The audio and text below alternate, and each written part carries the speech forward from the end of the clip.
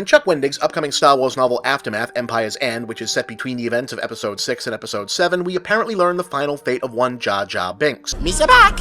I'll be honest, folks, much as I love Star Wars, I have never been a guy who rushes out to read the tie-in novels. People tell me there are good ones, and I absolutely believe it. It's just that at some point you have to accept you're not going to have enough time in your life to absorb everything, and you've got to start making some hard choices. Maybe someday I'll get around to them, okay? In any case, this is the sort of thing that would actually make me interested in doing so. I wouldn't go so far as to say I like Jar Jar Binks, but 3 decades of living within the so-called geek culture has always made me want to give the benefit of the doubt to characters and concepts that various fandoms are always a little too eager to write off or be rid of. Misa called Jar Jar Binks! Misa, your humble servant! That won't be necessary. I have this certain hard-to-explain compassion for your Ewoks, your Orcos, your Norts, you get the idea. And I feel like a lot of it comes from recognizing that they tend to be over-hated largely by insecure fans trying to gaslight themselves into believing that these things that they all but invariably got into as kids are not slightly embarrassing to still be obsessed with as adults.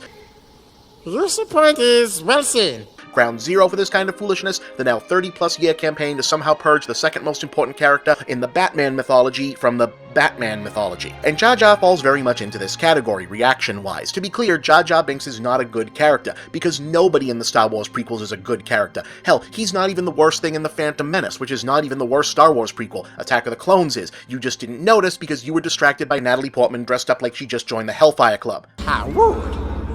In any case, it's bummed me out for a long time now that this one character has basically been made to be the whipping boy for everything that went wrong with the prequels, especially since Lucas's reaction to this wound up undercutting the actual movies themselves. The initial dissolution of the Republic gets turned into a joke at the expense of how dumb Jar Jar supposedly is. Misa proposed that the Senate give immediately emergency powers to the Supreme Chancellor.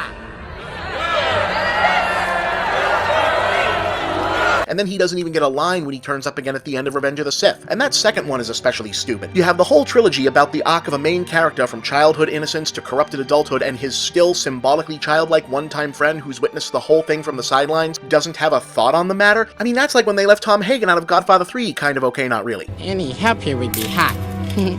Granted, the people making the Clone Wars cartoons found some fun ways to use him that at least demonstrated that he didn't have to be as bad a character as he was the way Lucas had deployed him in The Phantom Menace, but I was still hoping, now that apparently every tiny sliver of Star Wars stuff is now conceivably eligible for its own movie, book, or whatever, that someone would take up the challenge and try to rehabilitate this character. Unfortunately, it doesn't seem like Wendig's book is teasing anything quite that ambitious in this regard. The excerpt that's being publicized as revealing Jar Jar's fate mostly indicates that he's an ostracized pariah who now performs as a clown for child war refugees, i.e. everyone hates him but kids seem to think he's funny, ha ha ha. Now, maybe there's more to it than that, and this is some grade A misdirection. After all, it's kind of unexpected to find out that Jar Jar Binks, of all people, is still even alive post-Return of the Jedi, right? Oh, Maxie bit the Force. Well, that smells stinky with. Now, I know it's not a huge deal, but like I said, I'm always a little wary of when comic relief or kid appeal characters get the target on their back from a fanbase, and it would be nice to see Star Wars continue to move on from its pre-Force Awakens stagnation by finding a way past hating this one particular character for really exaggerated reasons. Also, why wouldn't a writer, filmmaker, or both not jump at the chance to do something with a character where anything you do is all but guaranteed to be seen as an improvement? I mean, why not? There's already more to him as a character than there is for Boba Fett, and he's getting a movie based entirely on having a cool costume.